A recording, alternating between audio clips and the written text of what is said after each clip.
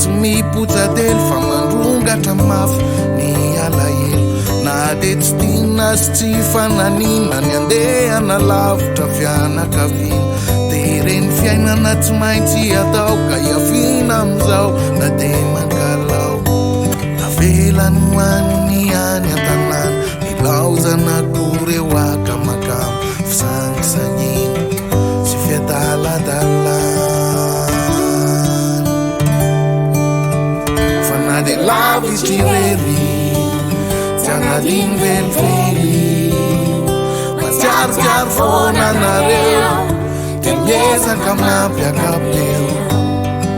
Finay androany mbola hoavy any any Hamonjy ny akany amin'ny fisindatomany Eo ataotsika zay me ho fifaliana sy fe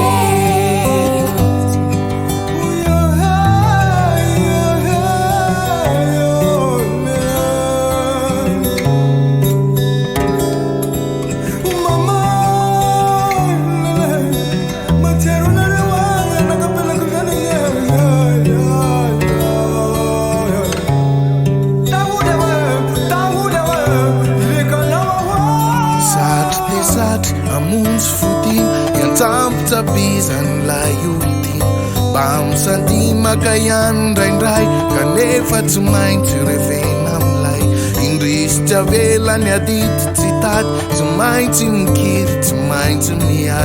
niady atao amin'ny okotsy mora fa tolona mafy ny fitady avambola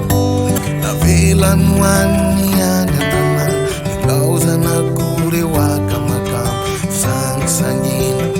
sy fiadaladalana fa na de lavitry rery Janaliny velively Matsiarosiaro foana nareo Temezaka mampiakapeo Finday androany mbola hoavy any any Hamonjy ny akany amin'ny fisindatomany Eo ataotsika zay me ho fifaliana sy fe